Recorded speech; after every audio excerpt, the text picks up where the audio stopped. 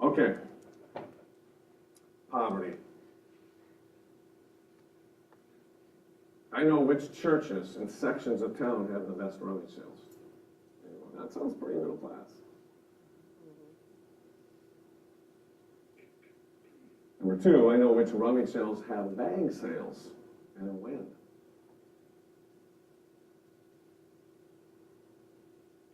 Three, I know which grocery stores and garbage bins can be accessed for throwing away food. And that can be a restaurant too, a grocery store or a restaurant. Four, I know how to get someone out of jail.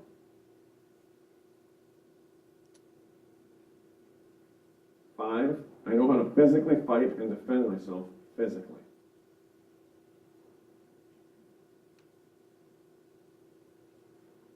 Six, I know how to keep my clothes from being stolen at the laundromat.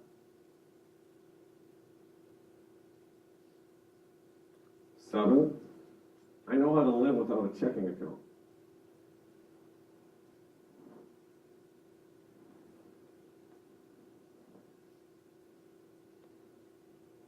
8, I know what to do when I don't have the money to pay the bills.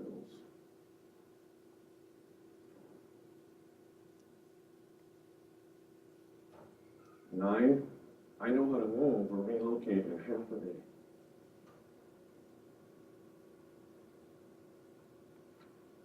10, I can get by without a car.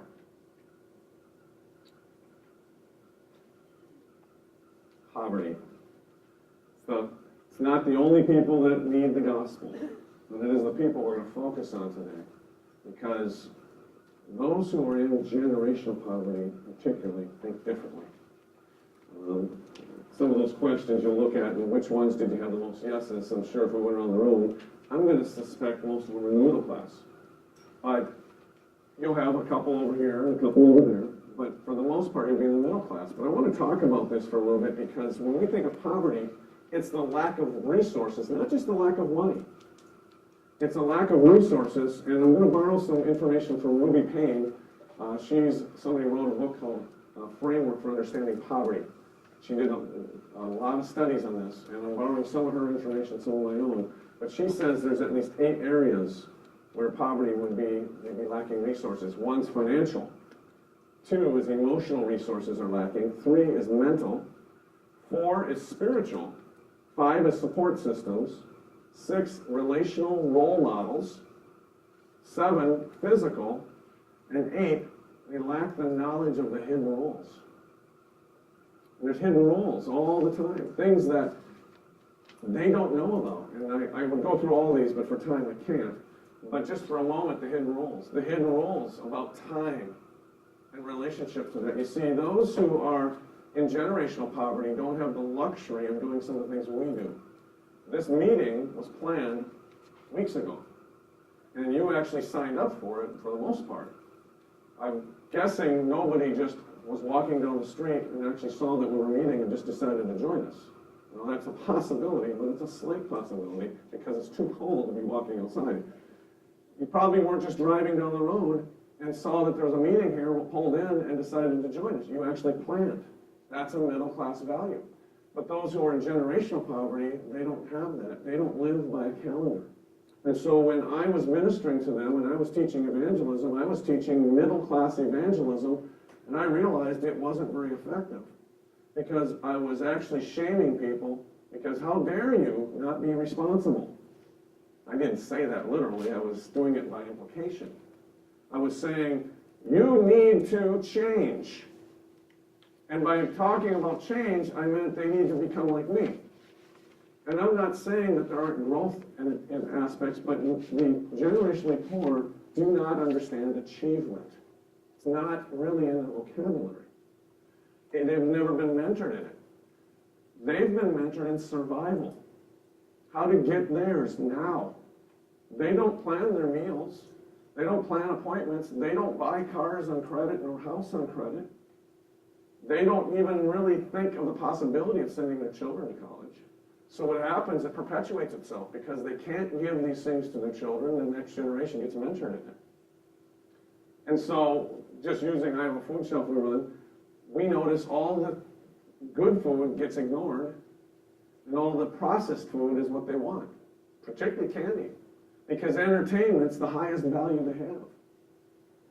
You see, entertainment is what anesthetizes their pain. It helps them to not think about the difficulties of life. So they will pay their cable bill to keep cable on before they pay for food sometimes. I've seen this happen numerous times, people running out of their wick and they're spending whatever they have left on something that's not really good or healthy, and their babies are hungry and they don't have any more formula and they're desperate. And they spent everything on the front end of the month and they're not going to get paid again through SNAP or food stamps for at least 2 weeks because they spent them all the first half of the month, didn't plan for the second half of the month, but it's because they've learned to survive. They don't plan ahead. They don't know if there's a tomorrow. That's part of the thing, is they're living in the moment. Instant gratification is the number one aspect of their life. And it's not that I could say you shouldn't think like that is enough. I have to actually go, they've been, and I'll say it again, mentored in this. And when you mentor somebody, your default is where you default towards that way of thinking, towards that perspective.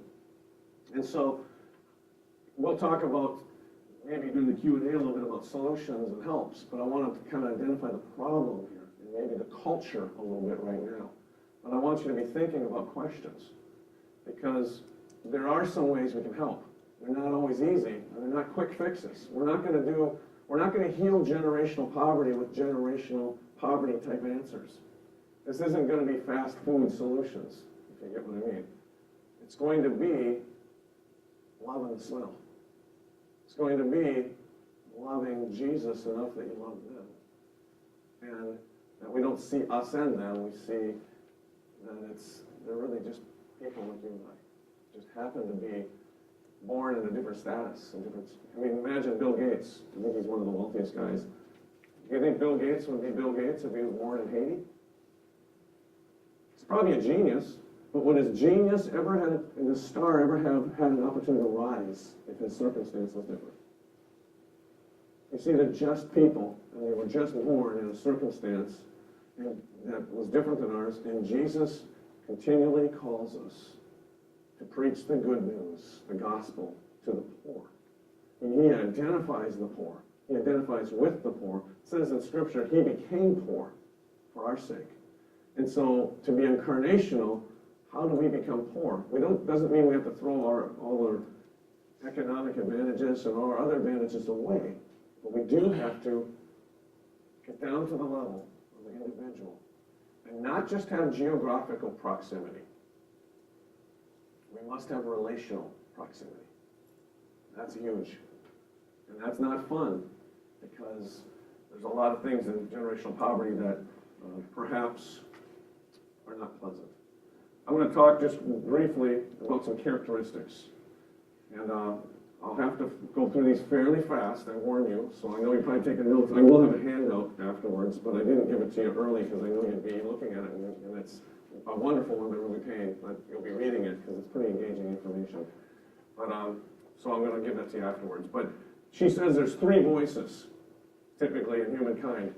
And I'm going to try to keep my head up so I don't get that feedback, but I have to do this. But there's the child voice. Now the child voice, these are characteristics of generational poverty, 3 voices. Child voice is going to be defensive, victimized, emotional, kind of whiny, kind of a losing attitude, strongly negative, nonverbal, that say things like this: quit picking on me, or you don't love me, almost accusatory. You want to leave me. Nobody likes me. I hate you. You're ugly. You make me sick. It's your fault. Don't blame me. You make me mad. Those are child voice things. They'll even take on the child voice characteristic, almost talk like a child. Then there's the parent voice. Parent voice would be authoritative, directive, judgmental, evaluative, win-lose mentality, demanding, punitive. Sometimes it's even threatening. They would say things like, you shouldn't do that. Kind of like what I was doing. Why don't you learn? Kind of wagging the finger at them. It's wrong to do. We make judgment, evaluation statements. Not saying that this is always bad, but it's got to be contextualized in the right situation. You should do as I say.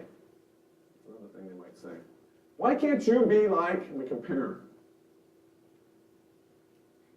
Because I said so. Another statement. Those are some examples of a parent voice. Now, then there's the adult voice. A little bit less judgmental, or maybe even non-judgmental, free of negative, nonverbal, factual, often in a question format. Attitude that has a win-win. Might say they learn about negotiation. That's a key one. An adult voice learns to negotiate circumstances where a person in poverty, who's generationally poor, you probably have seen this. You get them in a situation where they're confronted. Number one, if you talk to them in an adult voice, you've disrespected them. And I'll say it. Respect is so important. Why? Because they don't have it, and so they crave it. You ever seen somebody in poverty and it's like they buy the biggest car and the fanciest hats and they overdress to almost prove it? Because they lack it and they so want a status. In fact, there's been studies where people in restaurants that are middle class will leave much bigger tips typically than the wealthy. Because we want to tip as if we're wealthy. We want to be what we're not. And so we want to prove that we're the nice people, we have a lot. And so it is, people who are poor will often overdress to actually accentuate what they want because there's such a lack. And they don't have the skills of negotiation in their verbal. And so what they do is you confront them and, boy, don't disrespect them. What they do is they'll either laugh because they're so uncomfortable and they'll make a joke. And you'll go, well, that's really inappropriate. How could you be disrespecting me as the authority and telling me I'm disrespecting you? Or how can you make light of what I'm talking about? A very serious thing here. Something that you need to hear. Maybe you're in a teaching role and they're laughing. Be careful you don't misinterpret. They never had the skill of negotiation handed to them. And they don't know how to negotiate. And that's their way of dealing with the level of discomfort. The other thing they will do is they'll fight physically. That's their thing. They don't know, it's either fight or flight. That'll be the third thing, is they'll walk away, they'll evacuate.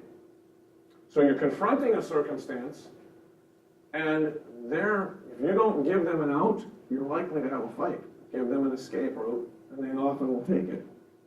So the key thing is, we got to talk to the person and help them move upward in their language skills and in their negotiation skills, but we got to do it gradually. We can't expect people to jump the Grand Canyon in one leap. And that's sometimes what happens is the middle class, we are just like, wow, you're just being irresponsible here. But we don't realize what they're really going through. So those are the three voices. I'm going to give you some more characteristics here. But here's maybe some questions we could ask if we were using the adult voice. In what ways could this be resolved? You see, you ask a question and you give them an opportunity to respond. You respect their knowledge, even if it's not the best knowledge, it's knowledge that they get an actual opportunity to participate and share. What factors will be used to determine the effectiveness of such and such? That might be another way you can negotiate. I would like to recommend. That's a way to negotiate without forcing your will on somebody else. And that's the thing, is they don't want to feel like you have forced your will on them. They want to feel like there's respect. Even if you have the most knowledge, don't be an intellectual bully.